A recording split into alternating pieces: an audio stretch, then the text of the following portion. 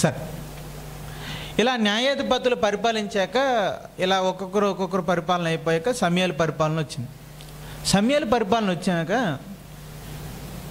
ఇశ్రాయేలీయులు అన్నారు, అలా కాదు, మాకు నాయకులు వద్దు కానీ రాజు కావాలి, మాకు ఒక రాజుని పెట్టు. అన్ని దేశాలకి రాజు ఉన్నాడు కానీ మన దేశానికే రాజు లేడు అని. అప్పుడు సమూయేలు చెప్పాడు, మీకు అసలు జ్ఞానం ఉందా, మనకి రాజు ఎవరు, దేవుడే అని అంటే, లేదు లేదు మనిషిగా ఒక రాజు మాకు కావాలి అని అడిగాడు. అప్పుడు దేవుడు మొదటిగా రాజునిచ్చాడు వాళ్ళకి, ఇశ్రాయేలులకి. సో ఇశ్రాయేలు ఐక్యరాజ్యానికి 12 గోత్రాలకి దేవుడు మొట్టమొదటిగా బెన్యామీను గోత్రానికి చెందిన సౌలు అనే ఒక యువకుడిని రాజుగా చేశాడు. ఈయన ఇశ్రాయేలీల్ని 40 సంవత్సరాలు పరిపాలించాడు. ఎన్ని సంవత్సరాలు? 40 సంవత్సరాలు. రైట్. ఈ 40 సంవత్సరాలు అయిపోయిన తర్వాత దేవునికి సౌలు మీద ఇష్టం లేదు, నచ్చల, మార్చేయాలనుకున్నాడు. అలా దేవుడు సౌలుని తొలగించి దావీదుకు ఆ బాధ్యతలు అప్పగించాడు. దావీదు ఒక గొర్రెల కాపరి, యోధా గోత్రానికి చెందినవాడు, గొర్రెల కాపరి, సమూయేలు ద్వారా అభిషేకించి గొలియాతుని చంపినవాడు, సమూయేలు గారి చేత అభిషేకించి రాజుని చేయడం జరిగింది. కనుక దావీదు రాజయ్యాడు. ఈయన ఎన్ని సంవత్సరాలు పరిపాలించాడు? ఇశ్రాయేల్ని 40 సంవత్సరాలు ఈయన పరిపాలించాడు. దేవుడికి దావీదు నచ్చాడు. నచ్చి, నా బాగా పరిపాలన చేసావు నాయనా, నువ్వు బాగా పరిపాలన చేసావు కాబట్టి తర్వాత నీ కొడుకునే నేను రాజుగా పెడతాను అని చెప్పి దేవుడు దావీదు కుమారుడైన సొలొమోన్ని రాజుగా నియమించాడు. అలాగా సొలొమోను మరి ఇశ్రాయేలీల్ని ఎన్ని సంవత్సరాలు పరిపాలించాడంటే 40 సంవత్సరాలు. ఈయన 40 సంవత్సరాలు పరిపాలించాడు. ఆ 40 సంవత్సరాల కాలంలోనే ఆయన బంగారు దేవాలయాన్ని కట్టాడు. ఈయన కాలంలోనే గుడారాన్ని తీసేసి, ఆదివారం మనం చెప్పుకున్నామే, గుడారం అంటే దేవుని మందిరం ఎలా ఉండేది? గుడారంగా ఉండేది. అది తొలగించి దాని స్థానంలో ఏం కట్టాడు? ఈయన దేవాలయాన్ని కట్టాడు. బంగారుపు దేవాలయం, దేవదారుతోనూ బంగారముతోనూ ఇత్తడితోనూ రాగితోనూ బంగారంతోనూ ఈయన దేవాలయాన్ని కట్టడం జరిగింది. రైట్. అయితే దావీదు గారు ఉన్నంత మంచిగా సొలొమోను గారు లేరు. దాంతో దేవుడికి కోపం వచ్చి, మరి ఇప్పుడు దావీదు నచ్చితే కదా సొలొమోను పెట్టాడు, మరి సొలొమోను నచ్చకపోతే మరి ఇప్పుడు సొలొమోను కుమారుని పెడతాడా? పెట్టడు కదా. అందుకే దేవుడికి కోపం వచ్చి ఈసారి అవకాశం ఇవ్వలేదు. కానీ దేవుడు దావీదుతో మాట అన్నాడు, ఏంటంటే నీ కొడుకులకి సింహాసనం అలాగే ఉంచుతానులే, తీయనులే అన్నాడు. సౌలుకి తీసినట్టుగా, సౌలుకి రద్దు చేసినట్టుగా నీ వంశవాళికి నేను రద్దు చేయను, నీ పిల్లలు సింహాసనం మీద ఉంటారు అన్నాడు. ఆ మాట ఇచ్చేసాను కదా అని దేవుడు ఏం చేశాడంటే దేశాన్ని 2 మొక్కలు చేశాడు. రైట్. అదే 2 మొక్కలు. ఇశ్రాయేలు దేశం కదా అది. ఇశ్రాయేలు దేశాన్ని ఆగిపోయిందా? అయితే మీరు రెస్ట్ తీసుకోండి.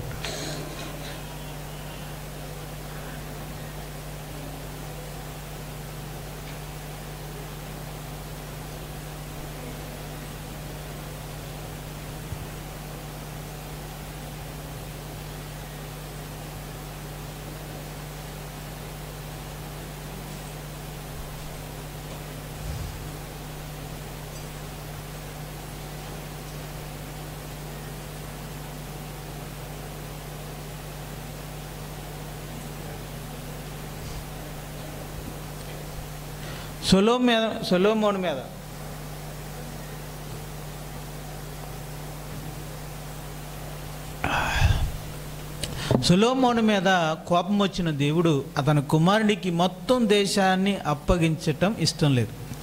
అలా అని దావీదుకి ఇచ్చిన మాట ప్రకారంగా సింహాసనాన్ని తీయలేడు. అందుకు దేవుడు ఏం చేశాడంటే మొత్తం దేశాన్ని 2 భాగాలు చేశాడు. ఒకటేమో ఉత్తర దేశం, ఒకటి దక్షిణ భాగం. ఉత్తర రాజ్యాన్ని ఏమన్నారంటే ఇశ్రాయేలు అన్నారు. దక్షిణ రాజ్యాన్ని ఏమన్నారంటే యోధా రాజ్యము అన్నారు. ఇదిగోండి, ఆ పసుపు రంగులో ఉన్నదంతా కూడా ఇశ్రాయేలు రాజ్యం. ఇదిగో కిందన ఉన్న ఎరుపు రంగులో ఉన్న భాగం అంతా యోధా రాజ్యం. ఇశ్రాయేలు రాజ్యంలో 2 గోత్రాలు వెళ్ళారు. ఇలా ఇశ్రాయేలు రాజ్యాన్ని, ఐక్యరాజ్యాన్ని 2 రాజ్యాలుగా విడగొట్టి ఇదిగో ఇశ్రాయేలు రాజ్యాన్ని ఏమో యెరోబాము అనే వ్యక్తికి ఇచ్చాడు. ఎవరికి? యెరోబాము. రైట్. దక్షిణాన ఉన్న యోధా రాజ్యానికి దావీదు గారి మనవడైన రెహబాముకు ఇచ్చాడు. ఎవరికి ఇచ్చాడు? రెహబాముకి ఇచ్చాడు. అంటే ఒక చిన్న మొక్కని దావీదు కోసం ఉంచాడు అనమాట. అసలు తీసేస్తే మరి మాట, ఇచ్చిన మాట ఏమవుద్ది?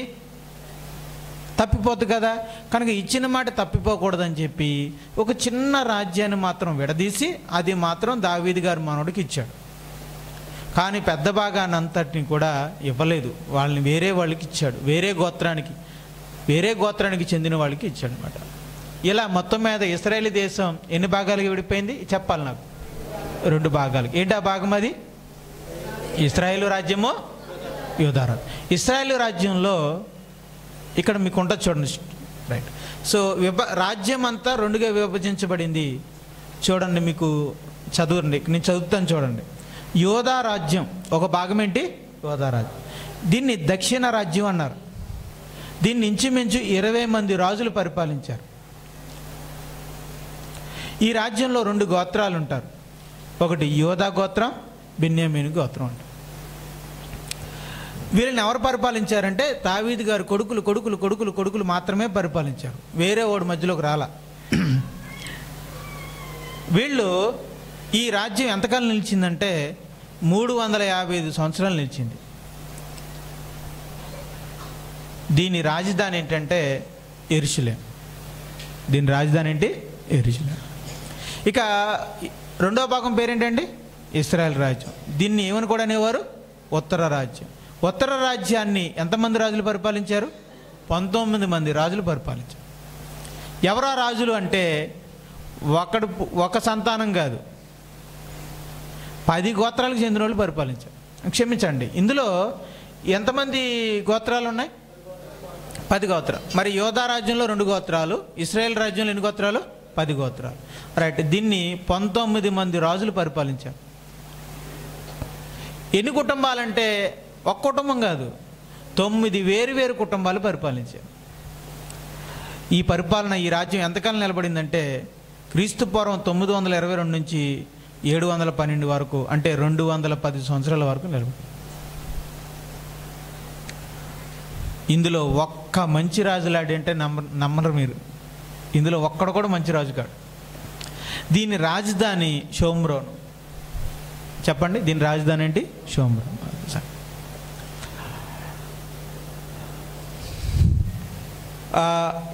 మీకు ఇన్నాడ సమూయేలు వరకు రాజుల కాలం మొదలయ్యేసరికి 500 సంవత్సరాలు పట్టిందండి.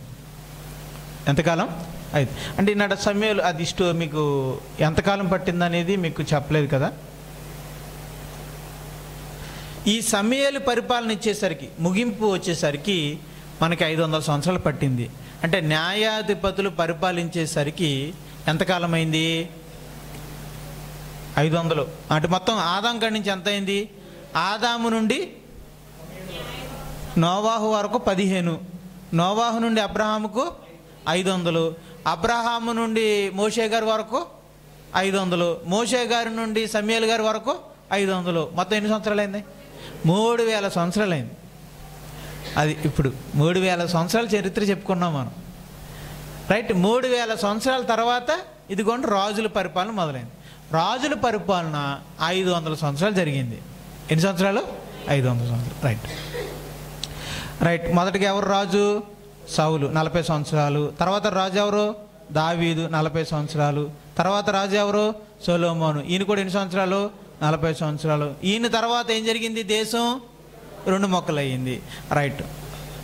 ఒకటేమో ఇశ్రాయేలు రాజ్యం, కింద ఉన్నదేమో యోధా రాజ్యం. రైట్. ఇశ్రాయేలు రాజ్యాన్ని 19 మంది రాజులు పరిపాలించారు. ఒకరు కాదు. ఆ 19 మంది ఏంటి చూద్దాం. చూడండి. యెరోబాము. చదవాలి మరి మీరు కూడా నాతో పాటు. యెరోబాము, నాదాబు, బయేషా, ఏలా, జిమ్రి, ఒమ్రి, ఆహాబు. ఈయన పేరు తెలిసి ఉంటుంది మీకు. ఈ అహాబు గారి టైంలోనే ఒక శక్తివంతుడైన దైవజనుడు ప్రవక్త పనిచేశాడు. ఎవరైనా? ఏలియా గారు పనిచేశారు. రైట్. అహాబు గారి కుమారుడు అహజ్యా, యెహోరాము, ఏహు, యెహోయాహాజు, యెహోయాషు, యెరోబాము, జకర్యా, షల్లోము, మెనాహేము, పెకహ్యా, పెకాహు, హోషయ్య. అదే కథం. ఈ హోషయ్య గారు మొత్తం ముంచేశాడు. ఇక హోషయ్య గారు వచ్చేసరికి, ఈ 19వ రాజు వచ్చేసరికి దేవుడికి ఇక విసుగొచ్చేసి చిచ్చికేళ్ళలో మారరు అనుకున్నాడు. కానీ ఎంతకాలం ఇచ్చాడో తెలుసా అండి? 210 సంవత్సరాలు అవకాశం ఇచ్చాడండి. ఓర్చుకున్నాడండి. 210 సంవత్సరాలు ఓర్చుకుని ఎంతమంది రాజులకు అవకాశం ఇచ్చాడు? 19 మందికి. అందులో ఒక్కడు మంచోడు లేడు, ఒక్కడు కూడా మంచి దారికి తెచ్చినోడు లేడు. ఇక దేవుడికి విసుగొచ్చేసి, బాబోయ్ నేను నెలతో పడలేను అని చెప్పి ఏం చేశాడు? అష్షూరులు అని ఒక రాజ్యం ఉంది, వాళ్ళకి అప్పగించేశాడు. వాళ్ళు వచ్చేసి ఈ ఇశ్రాయేలు రాజ్యాన్ని చితక కొట్టేసి, ఓడించేసి, వాళ్ళందరినీ సర్వనాశనం చేసేసి, మరి ఊర్లన్నీ కూడా కూల్చేసి, భవనాలన్నీ, ఇళ్ళన్నీ కూల్చేసి, బావులన్నీ పూడ్చేసి, కాల్చేసి, చాలామందిని చంపేసి, ఇంకా బతుకున్నారు మిగిలిన వాళ్ళు చిన్నపిల్లలు, ఆడపిల్లలు అనుకున్న వాళ్ళని చేతులు కట్టి, బందీలు చేసి, గొలుసులు కట్టి ఆయన తన దేశానికి తీసుకెళ్ళిపోయాడు బానిసలుగా. ఇప్పుడు చెప్పండి, ఇశ్రాయేలు రాజ్యము ఏ చెరలోకి వెళ్ళిపోయింది?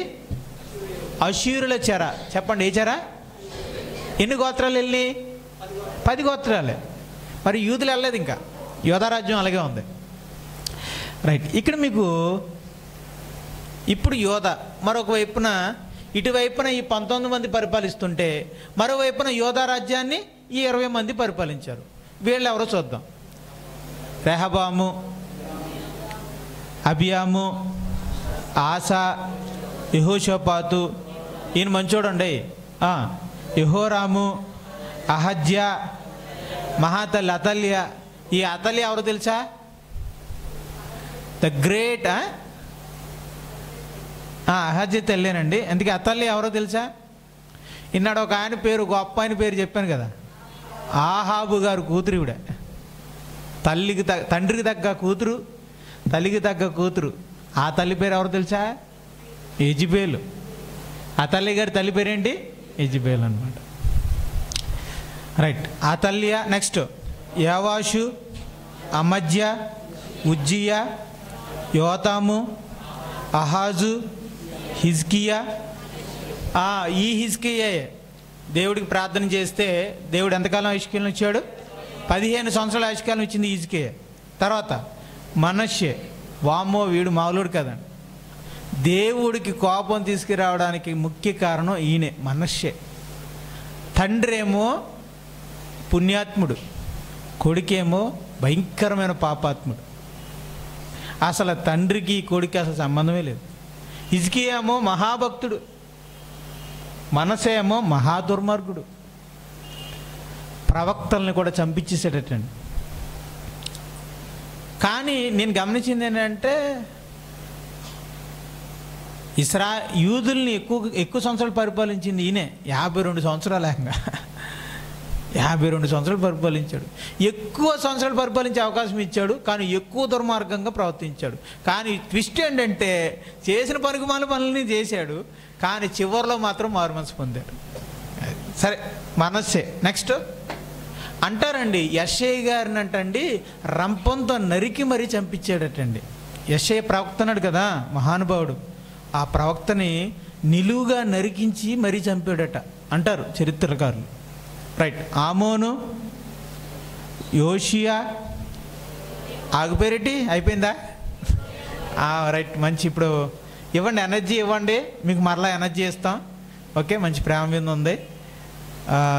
యోషియా, యెహోయాహాజు, యెహోయాకీము, యెహోయాకీను, సిద్కియా. ఇలా 20 రాజులకు అవకాశం ఇచ్చాడు. 20 రాజులు పరిపాలించారు. ఎంతకాలం పరిపాలించారు? ఇక్కడ ఉంది చూడండి, 355 సంవత్సరాలు. మళ్ళీ చెప్పాలి. మరి వాళ్ళకి ఎంతకి ఇచ్చాడు కాలం? 210.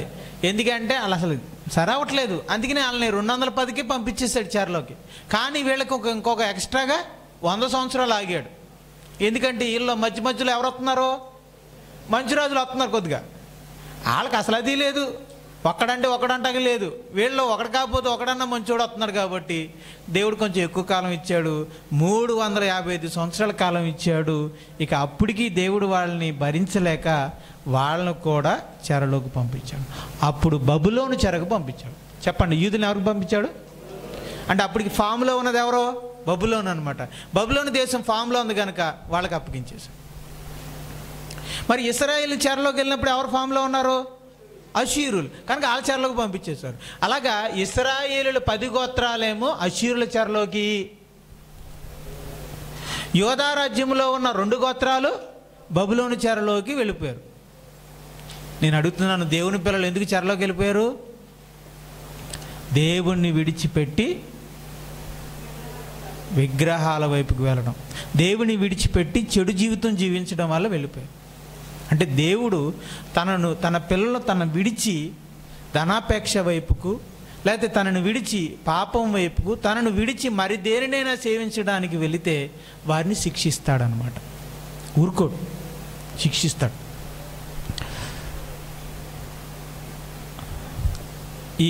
ఈ బబులోను వాళ్ళు వెళ్తూ యెరూషలేము పట్టణాన్ని సర్వనాశనం చేసేసారు, కాల్చేశారు, బూడిద చేసేసారు. వెళ్తూ దేవాలయంలో ఉన్న ఏమున్నాయి చెప్పండి? దేవాలయంలో బలిపీఠం, గంగాళ,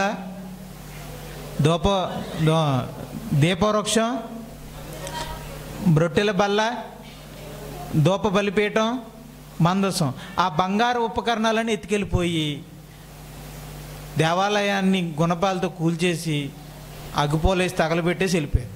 అంటే యెరూషలేములో ఉన్న దేవాలయాన్ని ఏం చేశారు? సర్వనాశనం చేసి వెళ్ళిపోయారు. ఇప్పుడు యూదులు యోధా దేశంలో ఉన్నారా, బబులోన్లో ఉన్నారా? బబులోన్లో ఉన్నారు. ఇప్పుడు చరిత్ర బబులోన్లోకి వెళ్తుంది. బబులోన్లో మనకి అక్కడ యూదులు చెరలో ఉండడాన్ని మనం చూస్తాం. ఆ చెరలో ఉన్న యూదుల్లో భక్తిపరులను చూస్తాం. వారిలో ఒకడే ఎవరండి? దానియేలు. బబులోను చెరలో యూదుల్లో మహాభక్తుడు దానియేలు చరిత్ర. ప్రార్థన కొరకు దేవుని కొరకు నిలబడినందుకు సింహాల బోనుకు వెళ్ళిన ప్రార్థన యోధుడు, విశ్వాస వీరుడు. ఆయనతో పాటు మరొక 3 విశ్వాసులు కనిపిస్తారు. వాళ్ళే షడ్రకు, మేషకు, అబేద్నెగో. వాళ్ళు దేవుని పక్షాన నిలబడి అగ్నిగుండానికి వెళ్ళడానికి సాహసించారు. దేవుడు ఆశ్చర్యరీతిగా వారిని కాపాడడం జరిగింది. అంటే చెరలో ఉండి కూడా భక్తి కలిగి జీవించిన వాళ్ళు ఉన్నారు అని చెప్పడానికి మనకు రైట్. ఇది అయిపోయిన తర్వాత బబులోనుల పరిపాలన 70 సంవత్సరాలు జరిగింది. బబులోను పరిపాలన అయిపోయాక మాదీయులు, పారసీకులు వచ్చి బబులోనును ఓడించిన తర్వాత యూదులకు కూడా విడుదల కలిగించి మీ దేశానికి మీరు వెళ్ళిపోండి అయ్యా అని చెప్పారు. అలా బబులోను చెరలో నుంచి మళ్ళీ యోధా ప్రజలు విడుదల పొందారు. అలా వెళ్తా ఏం పట్టుకెళ్ళారు చూడండి. వాళ్ళందరూ వెళ్ళిపోతూ ఏం పట్టుకెళ్తున్నారు చూడండి. మందసం, అయ్యే మొత్తం మందసము, దీపవృక్షము, రొట్టెల బల్ల, ధూపవేదిక, బలిపీఠము, గంగాళ, ఈ మందిరం ఉపకరణాలన్నీ తీసుకుని వెళ్ళి మరలా దేవాలయాన్ని కట్టేశారు. వీళ్ళకి నాయకుడు ఎవరంటే జెరుబ్బాబెలు. చెప్పండి, ఎవరు? జెరుబ్బాబెలు. కనుక జెరుబ్బాబెలు గారి నాయకత్వంలో యూదుల్లో కొంతమంది చెరలో నుంచి వెనక్కి వచ్చి యెరూషలేముకు వచ్చి యెరూషలేములో దేవాలయాన్ని కట్టారు. అంతే, దేవాలయాన్ని కట్టారు అంతే. ఊరిని గట్ల దేవాలయాన్ని కట్టారు. చుట్టూ పాకలు వేసుకుని అలా జీవిస్తున్నారు. అలా ఒక 100 సంవత్సరాలు గడిచిపోయింది. అలా గడిచిన తర్వాత నెహెమ్యా అనే ఒక గవర్నర్ గారు వచ్చి అప్పుడు తన యెరూషలేము ప్రాకారం లేకుండా ఉందని చెప్పి ఆయన వచ్చి ఆయన చుట్టూరు యెరూషలేముకి ఏం కట్టాడు? ప్రాకారాన్ని కట్టించాడు. అది నెహెమ్యా అనమాట. ఓకేనా. ఇప్పుడు దావీదు తర్వాత ఎవరు? దానియేలు తర్వాత జెరుబ్బాబెలు. జెరుబ్బాబెలు వచ్చి ఏం కట్టాడు? దేవాలయాన్ని కట్టాడు. దేవాలయం కట్టినాక ఆయన తర్వాత ఎవరు వచ్చారు? నెహెమ్యా. నెహెమ్యా కొంతమందిని తీసుకొచ్చాడు. కొంతమందిని తీసుకొచ్చి దాని చుట్టూ ఏం కట్టించాడు? ప్రాకారం కట్టించాడు. మరలా యెరూషలేము మరలా ఒక రూపుకి వచ్చింది అనమాట. అంటే దేవుడు మరలా యెరూషలేమును ఏం చేస్తున్నాడు? యెరూషలేమును ఏదో ఉంటుంది, యెహోవాయే కట్టుచున్న వాడని. ఆయనే కూల్పించేశాడు, ఇప్పుడు ఆ మరలా ఆయనే కట్టిస్తున్నాడు. కాబట్టి ఒకవేళ మనం పతనమైపోయి దేవునికి దూరం అయిపోయాక దేవుడు మనల్ని శిక్షించినా మనం అప్పుడు బుద్ధి తెచ్చుకుని మారుమనసు పొందితే మరలా దేవుడు ఏం చేస్తాడు? పడిపోయిన బలిపీఠాన్ని తిరిగి కట్టిస్తాడు. కూలిపోయిన మన ఆత్మీయ జీవితాన్ని తిరిగి కట్టిస్తాడు. విడిచిపెట్టడు. కానీ మనం బుద్ధి తెచ్చుకోవాలి. అది దేవుడిచ్చిన శిక్షకి మనం బుద్ధి తెచ్చుకుని, ప్రభువా నిన్ను విడిచి నేను చాలా తప్పు చేశాను, అందువల్ల నేను శిక్ష అనుభవిస్తున్నాను, నన్ను దయతో క్షమించండి అని మనం పశ్చాత్తాపడగలిగితే దేవుడు తాను ఆ పశ్చాత్తాపడిన వ్యక్తిని స్వీకరిస్తాడు, మరలా మంచి ఆత్మీయ జీవితాన్ని ఇస్తాడు. అక్కడికి ఎన్ని సంవత్సరాలు అయినాయి అంటే 500 సంవత్సరాలు. ఎన్ని సంవత్సరాలు అయింది? 500 సంవత్సరాలు. ఎక్కడికి? నెహెమ్యా గారి కాలానికి. అదే దానియేలు గారు ఆ కాలానికి. ఏదంటే ఆయన పేరేంటండి? జెరుబ్బాబెలు గారి కాలానికి. ఎన్ని సంవత్సరాలు అయిందండి ఇప్పటికి? రాజుల గారి కాలానికి ఎంత అని చెప్పాం? 3500. అదే సమూయేలు గారి కాలానికి ఎన్ని? 3000. అక్కడి నుంచి ఇక్కడికి ఎన్ని వందలు? 500. అమ్మా 3500. రైట్. రాజులు 500 కాలం పరిపాలించారని కదా. రాజులు ఎంతకాలం పరిపాలించారు? 500. రైట్.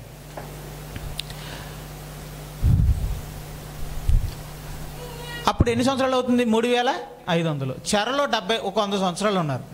చెరలో ఎన్ని సంవత్సరాలు ఉన్నారు? 100 సంవత్సరాలు. అంటే ఎన్ని సంవత్సరాలు అవుతుంది?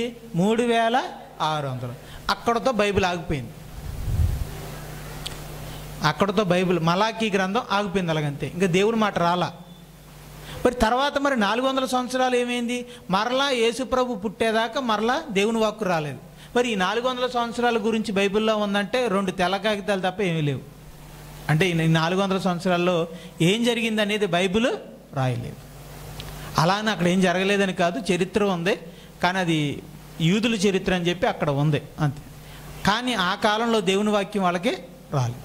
మరలా ఎప్పుడు వచ్చింది దేవుని వాక్యము అంటే, జక్కరియా గారికి దేవదూత కనపడి ఇదిగో నీకు కుమారుడు పుడతాడు, బాప్తిస్మిచ్చి యోహాను పుడతాడని చెప్పడంతో మరలా నజరేతులో ఉన్న మరియా అనే ఒక స్త్రీ దగ్గరికి ఒక దేవదూత వచ్చి, మరియా భయపడకము, నువ్వు దేవుని వాళ్ళ కృప పొందినవి కనుక పరిశుద్ధాత్మ వలన నువ్వు గర్భవతివై కుమారుని కందువు, అతడు తన ప్రజలను వారి పాపములను రక్షించును కనుక ఆయన యేసు అని పేరు పెట్టుదువు అని చెప్పడంతో మరలా దేవుని మాట మొదలై. అలా మరలా చరిత్ర 400 సంవత్సరాలు అయింది కదా. రైట్. ఇప్పటికి ఎన్ని సంవత్సరాలు అయింది చెప్పండి? ఎన్ని సంవత్సరాలు? Very good. ఎన్ని సంవత్సరాలు? 4000 సంవత్సరాలు అయింది. 4000 సంవత్సరాల తర్వాత యేసుక్రీస్తు వారు పుట్టారు.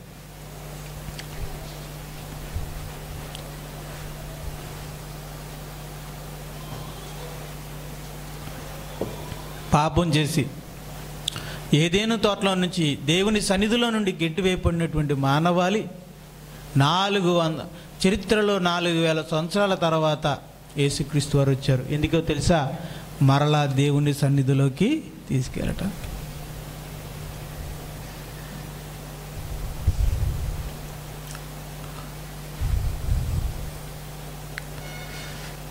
మీరు నిన్న ఆదివారం నాడు సండే వచ్చిన వాళ్ళు చూసారా? అడ్డు తెర మీద ఏమున్నాయి?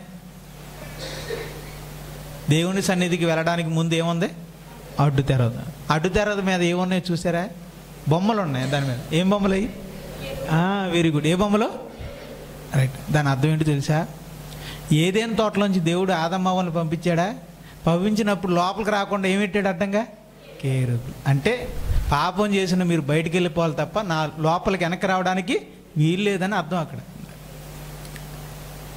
అంటే పాపి అయిన మనిషి మరలా దేవుడి దగ్గరికి వెళ్ళడానికి అవకాశం లేకపోయింది. ఆ అడ్డు తెరను తీయడానికే దేవుని కుమారుడిని యేసు ప్రభు ఈ లోకానికి వచ్చాడు. అంటే ఏదేను తోటలో నుంచి బయటకు వచ్చిన మనల్ని మరలా ఏదేను తోటలోకి తీసుకువెళ్ళడానికి, అతి పరిశుద్ధ స్థలం నుంచి వేరు చేయబడిన మనల్ని పరిశుద్ధ స్థలంలోకి తీసుకువెళ్ళడానికి. అంటే దాని అర్థం ఏంటంటే దేవునికి దూరం అయిపోయిన మనల్ని మరలా దేవునితో కలపడానికి ఈ మహానుభావుడు ఈ లోకానికి వచ్చాడు అనమాట. యేసుక్రీస్తు వారు పుట్టారు, అది చూస్తాం మనం. యేసుక్రీస్తు వారు జన్మిస్తారు, 30 సంవత్సరాల వయసులో ఆయన బాప్తిస్మం తీసుకుంటారు. అప్పుడు ఆయన పరిశుద్ధాత్మ చేత నింపబడతారు. ఆయన ఒక 3 సంవత్సరాలు యోదయ, సమరయ, మరి గలిలయ 3 ప్రాంతాల్లో సువార్త ప్రకటిస్తారు. అలాగే రోగుల్ని స్వస్థపరుస్తారు. 33 సంవత్సరాల వయసులో ఆయన్ని యూదులు కక్షగట్టి రోమా ప్రభుత్వం సహాయంతో సిలువేసి చంపేస్తారు. ఆయన 3వ దినాన తిరిగి సజీవుడిగా లేస్తాడు. లేచిన ఈయన పరలోకానికి వెళ్తాడు. పరలోకానికి వెళ్ళి దేవుని కుడిపార్శ్వమున ఆసీనుడవుతాడు. ఆయన భూమి మీద ఉండగా 12 మంది ఏర్పరచుకున్నాడు. ఆ 12 మందికి చెప్తాడు, నాకు సాక్షులుగా ఉండి నా సువార్తను ప్రకటించండి అని చెప్తాడు. రైట్. వాళ్ళు యెరూషలేములో ఉండి ప్రార్థన చేసుకుంటూ ఉండగా యూదుల పండగైన పెంతెకోస్తు దినమున పరిశుద్ధాత్ముడు అగ్ని వలె వారి మీదకి దిగాడు. వారు పరిశుద్ధాత్మ చేత నింపబడి దేవుని శక్తిని పొందుకుని వాళ్ళు పరిచర్య చేయడం మొదలుపెట్టారు. మీరు గమనించారో లేదో, యేసు ప్రభు పరిచర్య ఎప్పుడు మొదలుపెట్టారు? పరిశుద్ధాత్మతో నింపబడే పరిచర్య మొదలెట్టారు. ఇప్పుడు అపోస్తలులు దేని చేత నింపబడ్డారు? పరిశుద్ధాత్మ. వీళ్ళు కూడా పరిచర్య మొదలుపెట్టారు. సువార్త చెప్పడం. మొదటిసారి సువార్త చెప్తే పేతురు గారు ఎంతమంది చేర్చబడ్డారు? 3000. అలా వేల మంది చేర్చబడ్డారు. యెరూషలేములో మొట్టమొదటిసారిగా దేవుని సంఘం ఏర్పడేది. ఈ అపోస్తలులు ఏం చేశారంటే యెరూషలేములోనే ఉండేవారు, అక్కడే పరిచర్య చేసేవారు. కానీ స్టెఫను హత్య చేయబడడం వలన వాళ్ళందరూ చెల్లాచెదరైపోతే వాళ్ళు యోదయ, సమరయ, గలిలయ 3 ప్రాంతాలకు వెళ్ళి సువార్త చెప్తే 3 ప్రాంతాల్లో కూడా సంఘము విస్తరించింది. కనుక పేతురు పరిచర్య మనం చూస్తాం. తర్వాత అపోస్తుల పరిచర్యను మొదట్లో చూస్తాం. ఆ తర్వాత సువార్తికుడైన ఫిలిప్పు, అక్కడ స్పెల్లింగ్ తప్పుపడింది, సువార్తికుడైన ఫిలిప్ యొక్క పరిచర్యను మనం చూస్తాం. ఆయన సమరయ ప్రాంతంలో చక్కటి పరిచర్య చేశాడు. ఆ తర్వాత మనం సౌలు అనే ఒక యవనస్తుణ్ణి యేసుప్రభు సందర్శించి అతన్ని మార్చడాన్ని మనం చూస్తాం. ఈ సౌలు అనే వ్యక్తే మారతాడు. పౌలు అనే పేరు పెట్టుకొని, అదే పౌలని పిలువబడుతూ ఆయన క్రీస్తుకు సాక్షిగా నిలబడి పరిశుద్ధాత్మ చేత నింపబడి ఆయన సువార్త ప్రకటించడానికి వెళ్తాడు. అలా వెళ్ళిన మొదటి యాత్ర మనం చూస్తున్నాం. ఆయన మొదటిగా వెళ్ళిన యాత్ర మనం చూస్తున్నాం. ఆయన అంతియోక నుండి ఆయన వెళ్ళాడు. ఆయన గలిలయ అనే ప్రాంతంలో సువార్త ప్రకటించాడు. ఏ ప్రాంతం? గలిలయ. అక్కడ ఏ ప్రాంతాల్లో ఆయన ప్రకటించాడు అంటే అత్తలియా, పెర్గే, పంపులియా, పిసిదియా, అంతియోకియా, ఈకోనియా, లొస్త్రా, దెర్బే అనే పట్టణాలలో ఆయన సువార్తను ప్రకటించాడు. ఇది గలిలయ ప్రాంతంలో ఆయన చేసిన మొదటి సువార్త ప్రయాణం. ఈ ప్రయాణం పూర్తి అయిపోయాక ఆయన మరలా తిరిగి వచ్చేసాడు. ఈసారి మరలా 2వ ప్రయాణం చేశాడు. ఈ 2వ ప్రయాణం ఎక్కడికి జరిగిందంటే మాసిదోనియా మరియు కొరింథీకి జరిగింది. మాసిదోనియాలో అంఫిపొలి, థెస్సలోనికా, ఫిలిప్పి, బెరయ, అకయాలో కొరింథీ, ఏథెన్సు, కెంక్రియా అనేటువంటి ప్రాంతాలలో అనే పట్టణాల్లో ఆయన ఈ 2వ సువార్త ప్రయాణాన్ని చేయడం జరిగింది. ఇది కూడా ముగించబడిన తర్వాత ఈసారి ఆయన ఆసియా అని పిలువబడుతున్న ఒక ప్రాంతానికి వెళ్ళి ఆయన సువార్త చెప్పడం జరిగింది. ఈ ఆసియా అనే ప్రాంతంలోనే మనకి ఏం కనిపిస్తాయంటే మనకి త్రోయ, అస్సు, మిలితేనే, ఎఫెస్సు, మిలితే, ఇలా ఎన్నో అక్కడ కనిపిస్తూ ఉంటాయి. అక్కడ అలా ఆసియా అనే ప్రాంతంలో ఎఫెస్సుని కేంద్రంగా చేసుకుని ఆ చుట్టుపక్కల ఉన్న గ్రామాలకు, పట్టణాలకు సువార్త ప్రకటించాడు. ఇది ఎన్నో ప్రయాణం అన్నమాట? 3వ ప్రయాణం. ఇలా 3వ ప్రయాణాలు చేశాక పౌలు బంధించబడి రోమా పట్టణాన్ని తీసుకువెళ్తారు. రోమా పట్టణంలో క్రీస్తుకు సాక్షిగా ఆయన హతమవుతాడు. అది అక్కడ వరకు రాయబడింది బైబిల్. రాయబడుతూ ముగింపులో ఏం చెప్పిందంటే, ప్రకటన గ్రంథంలో ఏం చెప్పిందంటే, దేవుని కుమారుడిని యేసుక్రీస్తు రాబోతున్నాడు అని చెప్పి,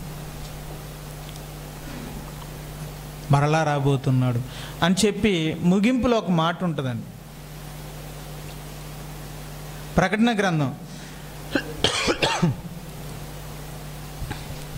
21వ అధ్యాయం 1వ వచనం.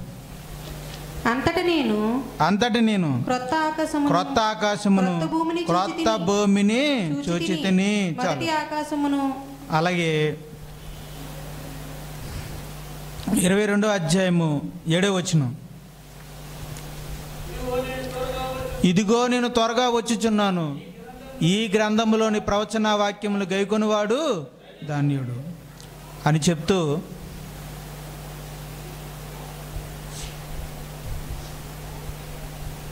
17వ వచనంలో ఆత్మయు పెండ్లి కుమార్తెయు రమ్ము అని చెప్పుచున్నారు అని చెప్తారు. యేసుక్రీస్తు వారు రాబోతున్నారు, నూతన ఆకాశాన్ని నూతన భూమిని సృష్టించబోతున్నారు. ప్రభు యేసుక్రీస్తు వారు రాబోతున్నారు. ఆ తర్వాత ఏం జరుగుతుందనేది యుగాంత శాస్త్రం అని అది వేరే సిద్ధాంతం ఉంది. ఇలా యేసుక్రీస్తు వారి రాకడతో ఈ భూమి ఆకాశాలు ఏమైపోతాయి? కొత్త ఆకాశం కొత్త భూమి వస్తుందంటే మరి పాత ఆకాశం పాత భూమి ఏమవుద్దని గతించిపోతాయని అర్థం. అంటే ఆది కాండంలో ఏం చూసాం మనం? సృష్టి ఆవిర్భావాన్ని చూసాం. ప్రకటన గ్రంథంలో ఏం చూస్తున్నాం? సృష్టి యొక్క యుగాంతాన్ని చూస్తున్నాం, ముగింపును చూస్తున్నాం. ఆది కాండం ప్రారంభమైతే ప్రకటన గ్రంథం ముగింపు అన్నమాట. ఆది కాండం ఈ సృష్టికి ప్రారంభమైతే ప్రకటన గ్రంథం మరొక సృష్టికి ప్రారంభం. ముగింపు మరొక ప్రారంభానికి ఆరంభం. మనం మరణించామంటే ఇక్కడ ముగించుకున్నాం, దాని అర్థం ఏంటి? మరొక చోటన మన జీవితాన్ని మొదలు పెడతామని అర్థం. అంతే. ఓకేనా? రైట్. మరి ఇప్పుడు మీరు మరలా ఒక్కసారి వద్దామా? మరి ఏమేమి ఉన్నారు మీకు అర్థం కావాలి కదా. ఇది చరిత్ర, బైబిల్ చరిత్ర.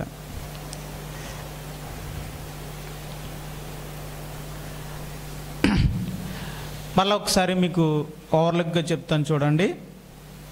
6 దినాల్లో దేవుడు సృష్టి కార్యం జరిగింది. దేవుడు ఆదాము హవ్వల్ని ఏదెన్ తోటలో ఉంచాడు. తినవద్దన్న పండు తిని వాళ్ళు తోటలో నుంచి గెంటివేయబడ్డారు. తర్వాత ఏబేలు కయ్యన్లు పుట్టారు. అలాగా ఆదాము నుండి మరి భూమి మీద ఆదాము నుండి అనేక మంది మనుషులు పుట్టారు, విస్తరించారు. అందులో ఆదాము నుండి నోవాహు వరకు ఎలా విస్తరించారో మనం చూస్తున్నాం. తర్వాత నోవాహు, ఆ కాలంలో వచ్చిన జలప్రలయం, బాబేలు గోపురం దగ్గర జనులు ఏ విధంగా తారుమారు చేయబడి మరి విస్తరించబడ్డారో, అంతే కదండి, ఏమంటారు దాన్ని, చెల్లాచెదురుగా తారుమారయ్యి వాళ్ళందరూ ఏమయ్యారు? చెల్లాచెదురైపోవడాన్ని మనం చూసాం. చెల్లాచెదురైపోయారు. కొందరు ఆసియన్లుగా, కొందరు ఆసియా వైపుకు, కొందరు ఐరోపా వైపు, మరికొందరు ఆఫ్రికా వైపుకు వెళ్ళారు. నోవాహు నుండి అబ్రహాము వరకు వంశావళి ఎలా నడిచిందో మనం చూసాం. తర్వాత అబ్రహాముని దేవుడు ఊరు అనే పట్టణం నుంచి కానాను దేశానికి తీసుకొచ్చాడు. అక్కడ అతనికి ఇస్సాకు అనే కుమారుని ఇచ్చాడు. ఆ ఇస్సాకుకు రెబ్కాతో వివాహమైంది. దేవుడు వారికి యాసావు, యాకోబు అనే 2 కుమారులను ఇచ్చాడు. అందులో యాకోబుని దేవుడు ఆశీర్వదించాడు. యాకోబు అక్కడి నుంచి తన మేనమావ దగ్గరికి వెళ్ళాడు. వెళ్ళేటప్పుడు ఒక్కడిగా వెళ్ళాడు, వచ్చేటప్పుడు భార్యతోనూ పిల్లలతోనూ ఎంతోమంది యావదాస్తితోనూ తిరిగి వచ్చాడు.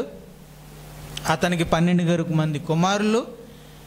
ఆ 12 మందిలో యోసేపుని వాళ్ళు ఏం చేశారు? అసూయ కొద్ది అమ్మేశారు. అతడు వెళ్ళి ఐగుప్తులో రాజు అయ్యాడు. అతడు తన ఇంటి వారందరినీ ఆ కరువులో పోషించడం కోసం ఐగుప్తుకు వచ్చేయమన్నాడు. దాంతో యాకోబు తన కుటుంబం అంతా తీసుకుని ఐగుప్తుకు వెళ్ళిపోయాడు. ఐగుప్తులో ఇశ్రాయేలు విస్తరించినప్పుడు వారి విడుదల కోసం దేవుడు మోషేని పుట్టించి వారిని నాయకుడిగా పంపించాడు. మోషే నాయకుడిగా ఉండి ఇశ్రాయేలులందరినీ కూడా ఐగుప్తు బానిసత్వంలో నుంచి విడిపించాడు. విడిపించిన తర్వాత వాళ్ళని 40 సంవత్సరాలు కానాను దేశం సరిహద్దుల వరకు నడిపించాడు. ఆ తర్వాత అధికారము, నాయకత్వం యెహోషువకు అప్పగించబడింది. యెహోషువ నాయకత్వంలో యుద్ధాలు జరిగినాయి. 7 జాతుల వారు ఓడించబడ్డారు. కానాను దేశం స్వాధీనపరచబడింది. తర్వాత వాళ్ళని న్యాయాధిపతులు సుమారు 15 మంది న్యాయాధిపతులు పరిపాలించారు. ఆ కాలంలో ఇశ్రాయేలుల ప్రవర్తన ఎలా ఉండేదంటే, వాళ్ళు విగ్రహారాధికులుగా మారేవారు. దేవుడు వారిని శత్రువులకు అప్పగించేవాడు. దాంతో వాళ్ళు దేవునికి మొరపెట్టేవారు. దాంతో దేవుడు ఆయనకి న్యాయాధిపతి ఇచ్చేవాడు. ఆ న్యాయాధిపతి వచ్చి వాళ్ళకి నెమ్మదినిచ్చేవాడు. ఆ న్యాయాధిపతి చనిపోగానే మరలా ఏమయ్యేవారు? విగ్రహారాధన చేశారు. ఇలా 15 సార్లు దేవుడిని విసిగించారు. జనులందరూ కోరగా దేవుడు వారికి రాజునిచ్చాడు. ఆ మొదటి రాజు సౌలు, ఆయన తర్వాత దావీదు పరిపాలించాడు. ఆయన తర్వాత సొలొమోను అయ్యాడు. ఆ సొలొమోను తర్వాత రాజ్యం 2 భాగాలైంది. ఒకటి ఉత్తర రాజ్యం, ఇంకోటి దక్షిణ రాజ్యం. ఇశ్రాయేల్ రాజ్యం, యోధా రాజ్యం. రైట్. ఇక్కడ మనకి ఇశ్రాయేల్ రాజులు 19 మంది పరిపాలించారు. ఎన్ని సంవత్సరాలు? 210 సంవత్సరాలు పరిపాలించారు. పరిపాలించిన తర్వాత దేవుడు వాళ్ళని సహించలేక వారిని అశూరుల చెరలోకి పంపించేశాడు. మరి యోధా రాజ్యాన్ని 20 మంది రాజులు పరిపాలించారు. ఎంతకాలం? 355 సంవత్సరాలు పరిపాలించారు. పరిపాలించిన తర్వాత దేవుడికి విసుకొచ్చింది. దాంతో దేవుడు వీరిని కూడా బబులోను చెరకి పంపించాడు. బబులోను చెరలో బబులోనులో ఏం చేశారంటే, వెళ్ళేటప్పుడు యెరూషలేము పట్టణాన్ని, అందులో ఉన్న దేవాలయాన్ని సమూలంగా నాశనం చేసి వెళ్ళిపోయారు. వీళ్ళు చెరలో ఉన్నారు. ఎంతకాలం ఉన్నారు? 70 సంవత్సరాలు. అంటే సుమారు ఎన్ని సంవత్సరాలు ఉన్నారు? 100. ఎన్ని సంవత్సరాలు ఉన్నారు? 100. ఆ 100 సంవత్సరాల్లో మనము దానియేలు అనే ఒక భక్తిపరుణ్ణి, షడ్రకు, మేషకు, అబేద్నెగో అనే 3 విశ్వాసుల్ని మనం చూస్తున్నాం. ఈ 100 సంవత్సరాల తర్వాత వారు విడుదల పొందారు. జెరుబ్బయలు గారి నాయకత్వంలో కొంతమంది వచ్చి ఏం కట్టారు? యెరూషలేములో దేవాలయాన్ని కట్టారు. ఆయన తర్వాత నెహెమ్యా గారు మళ్ళీ కొంతమందిని వేసుకుని వచ్చి యెరూషలేము చుట్టూరు ప్రాకారాన్ని కట్టాడు. ప్రాకారాన్ని కట్టాక మనకి అక్కడతో బైబిల్ ఆగిపోయింది, పాత నిబంధన. ఆ తర్వాత ఎన్ని సంవత్సరాలు జరిగింది? 400 సంవత్సరాలు. ఈ 400 సంవత్సరాల్లో ఏం జరిగిందంటే, మాదీయ పారసీకులు పరిపాలించారు, గ్రీకులు పరిపాలించారు, రోమన్లు పరిపాలించారు. ఎన్ని సంవత్సరాలు? 400. ఆ సంవత్సరాల్లో పరిపాలించారు. రైట్. ఈ 400 సంవత్సరాల తర్వాత యేసుక్రీస్తు వారు పుట్టారు, లోకరక్షకుడు పుట్టాడు. ఆయన బాప్తిసం పొందారు, ఆత్మతో నింపబడ్డారు, ఆయన పరిచర్య చేశారు. చివరిగా శిలువ మీద ప్రాణం పెట్టారు, మృతుల్లోంచి తిరిగి లేచారు, పరలోకానికి వెళ్ళి దేవుని కుడిపార్శాన ఆసీనుడయ్యాడు. ఆయన ఎంతమందిని ఏర్పరచుకున్నాడు? 12 మందిని. ఆ 12 మంది మీదకి పెంతెకోస్తు దినాన ఏమొచ్చింది? పరిశుద్ధాత్ముడు వచ్చి వాళ్ళలో నింపబడ్డాడు. దాంతో వాళ్ళు శక్తి నొంది వాళ్ళు సువార్త పరిచర్య చేశారు. దాంతో యెరూషలేములో ఏం ఏర్పడింది? సంఘం ఏర్పడింది. ఆ తర్వాత వాళ్ళు స్టెఫను హత్య వలన వాళ్ళు బయటకు వెళ్ళిపోయి ఎక్కడ పరిచర్య చేశారు? గలిలయ, యోదయ, గలిలయ, సమరయ ప్రాంతాలలో సువార్త ప్రకటించారు. దాంతో సంఘము 3 ప్రాంతాలకి విస్తరించింది. అలాగే మనం సువార్తికుడైన ఫిలిప్పు యొక్క పరిచర్యను మనం చూస్తాం. ఆ తర్వాత సౌలు అనే యువకుడు మారడం చూస్తాం. అతడు పౌలు అని పిలువబడతాడు. అతడు అన్ని దేశాలకి సువార్తను తీసుకువెళ్ళాడు. అందులో మొదటిగా గలిలయ ప్రాంతానికి వెళ్ళి సువార్తను ప్రకటించాడు. ఆ తర్వాత రెండోసారిగా ఆయన మాసిదోనియా, అకయ అనే ప్రాంతాలకు వెళ్ళి సువార్తను ప్రకటించాడు. మరి మూడవసారి ఆయన ఆసియా అనే ప్రాంతంలో, ఖండం కాదండి, ఆసియా అనే ప్రాంతంలో ఎఫెసు పట్టణంలో కూడా సువార్తను ప్రకటించడం మనం చూసాం. ఆ తర్వాత ఆయన బంధించబడ్డాడు, రోమా పట్టణానికి వెళ్ళాడు, రోమాలో కూడా సాక్ష్యం ఇచ్చాడు, హతసాక్షి అయ్యాడు. చివరిగా బైబిల్ ఏం చెప్తుందంటే, యేసుక్రీస్తు త్వరలో రాబోతున్నాడు.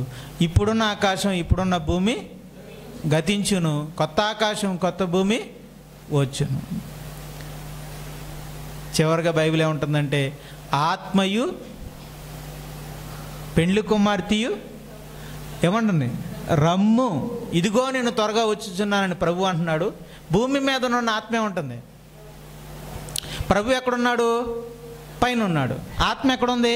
భూమి మీద ఉంది. పైన ఉన్న ప్రభు ఏమంటున్నాడు? నేను త్వరగా వచ్చేస్తున్నాను అంటున్నాడు. కింద ఉన్న ఆత్మ కూడా ఏమంటుంది? అయితే రండి అంటుంది. మరి పెండ్లి కుమార్తె కూడా ఏమంటుంది? రమ్ము అని అంటుంది. ఆ పెండ్లి కుమార్తె ఎవరో తెలుసా? నువ్వే. మరి నువ్వు సిద్ధంగా ఉన్నావా? రమ్ము అని ఈ క్షణంలో మీరు అనగలరా? పరిశుద్ధాత్ముడు అన్నాడట, రమ్ము రా యేసయ్యా అంటున్నాడట. ఇప్పుడు మరణాత అంటారు చూసారు చాలామంది. ఆ మాటకు అర్థం అదే. మరణాత అంటే యేసు ప్రభువా రమ్ము అని అర్థం. ఈ నిజంగా మరణాత చెప్పేవాళ్ళు చాలామందికి అసలు సిద్ధపాటే లేదు. ఏదో పిలవడానికి పిలుస్తారు తప్ప అలానే అందరికీ లేదని నేను అన్నండి. రైట్, ఆ మాటకు అర్థమైతే అది మరణాత అంటే యేసు ప్రభువా రా అని. మరి ఆత్మ చెప్పగలుగుతున్నాడు, మీరు చెప్పగలరా? చెప్పగలిగే స్థితిలో మీరున్నారా? కొత్త ఆకాశం కొత్త భూమిలో ప్రవేశించగలిగే పరిస్థితిలో మీ ఆత్మీయ జీవితం, మీ రక్షణ అనేది ఉందా? మీ రక్షణ సరిగ్గా పొందారా? ఆ రక్షణ మీరు జాగ్రత్తగా కాపాడుకుంటున్నారా లేదో చూసుకోండి. ధైర్యంగా ఉండాలి, నిశ్చయిత కలిగి ఉండాలి. చివరిగా ఒక మాట చెప్పి ముగిస్తాను. ఈ బైబిల్ చరిత్రలో దేవుడు అనేక మందిని చూశాడు, తన సంకల్పాన్ని నెరవేర్చుకుంటూ వచ్చాడు. ఇందులో నోవాహులాగా విధేయులు ఉన్నారు, అబ్రహాములాగా విధేయులు ఉన్నారు, దావీదులాగా విధేయులు ఉన్నారు, అలాగే ఏశావులాగా అవిధేయులు ఉన్నారు, ఫరోలాగా వ్యతిరేకించేవాళ్ళు ఉన్నారు, సౌలులాగా నిరాశపరిచిన వాళ్ళు ఉన్నారు. కానీ గొప్ప విషయం ఏంటంటే దేవుడు తన సంకల్పాన్ని ఆపలేదు. దాన్ని ఏం చేశాడు? సమస్తము సమకూడి జరిగించుచూ వెళ్ళాడు. తన సంకల్పాన్ని నెరవేర్చుకుంటూ వెళ్ళాడు. క్రీస్తుని లోకానికి తీసుకొచ్చాడు. ఆయన్ని శిలువ మీద బలిగా అర్పించి లోకానికి రక్షణ, విమోచన అనుగ్రహించాడు. అంటే నేను చెప్పేది ఏంటంటే దేవుడు ఎన్ని జరిగినా ఏం జరిగినా తన సంకల్పాన్ని నడిపించుకుంటూ వెళ్తాడు. కానీ ఆ సంకల్పంలో నువ్వు ఎలా ఉన్నావు? అబ్రహాములాగా విధేయుడిగా ఆయన సంకల్పాన్ని ముందుకు తీసుకువెళ్ళే వ్యక్తిగా ఉన్నావా? లేకపోతే ఏశావులాగా, లేకపోతే ఫరోలాగా దాన్ని వ్యతిరేకించేవాడిగా నువ్వు ఉన్నావా? అది చూసుకోవాలి. నీ జీవితంలో దేవుని సంకల్పం నెరవేరుతూ ఉందా, లేకపోతే అది నెరవేరటం లేదా? నువ్వు దేవుని సంకల్పానికి అనుకూలంగా ఉన్నావా లేదా? బాప్తిస్మిచ్చే యోహాను గురించి చెప్పలేదు కానండి, ఆయన గురించి రాయబడిన మాట ఏంటో తెలుసా? నేను ఎందుకు వచ్చానో తెలుసా? ప్రభు మార్గాన్ని సరళం చేయడం. దేవుని సంకల్పం మీ జీవితంలో నెరవేరడానికి మీరు ప్రభు మార్గాన్ని సరళం చేస్తున్నారా?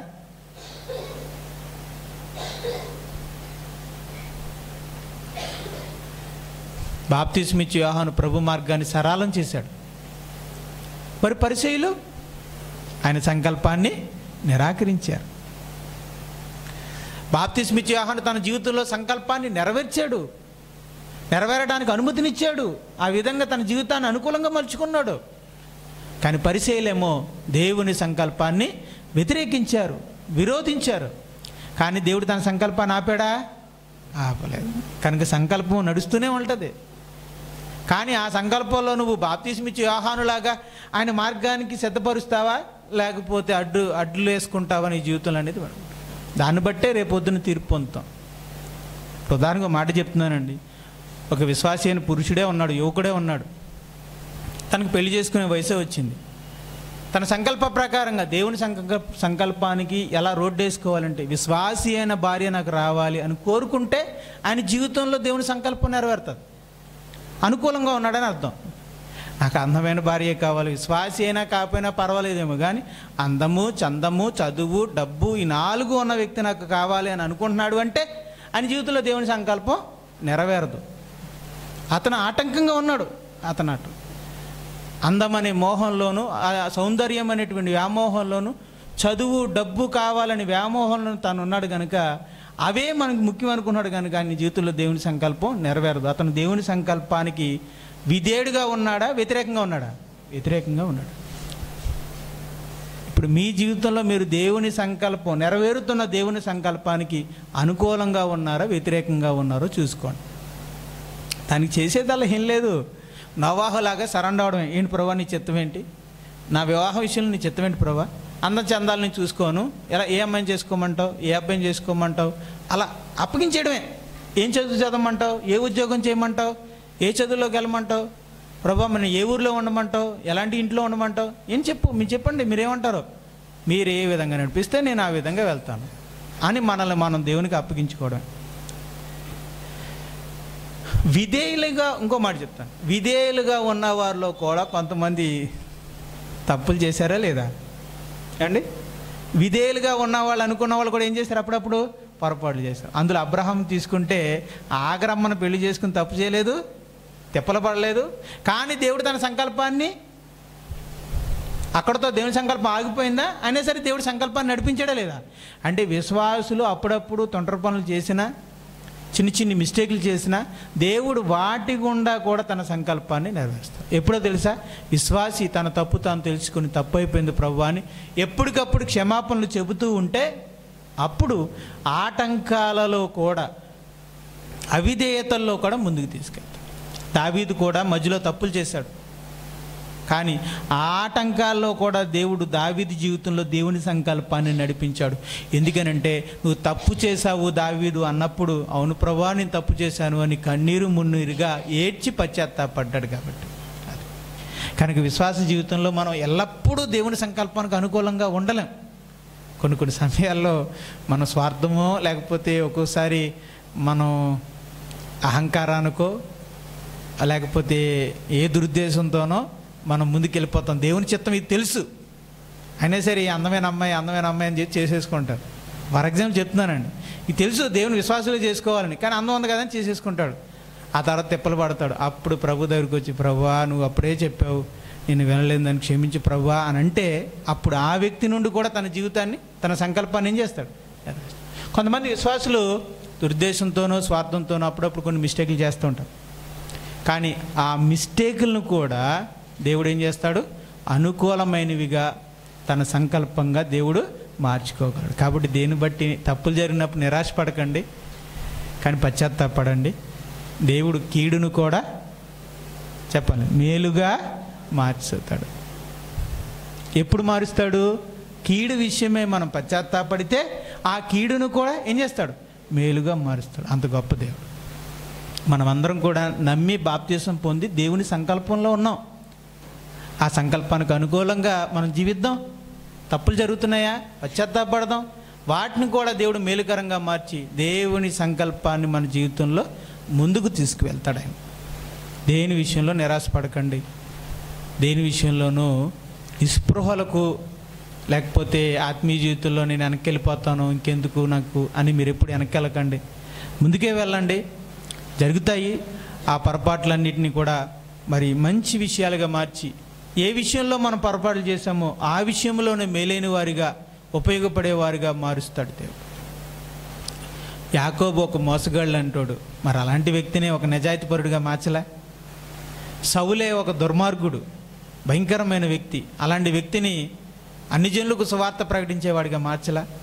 కనుక మనల్ని కూడా దేవుడు ఒక మంచి పాత్రలుగా వాడుకుంటాడు.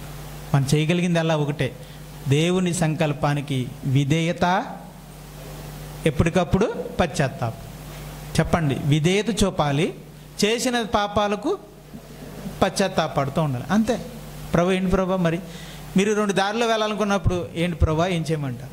2 ఉద్యోగాలు మీ ముందున్నప్పుడు ఏ ఉద్యోగాన్ని ఎంచుకోవాలి చెప్పు ప్రభు? 2 అమ్మాయిలు మీ ముందున్నప్పుడు ఏ అమ్మాయిని పనులు చేసుకోవాలి ప్రభు?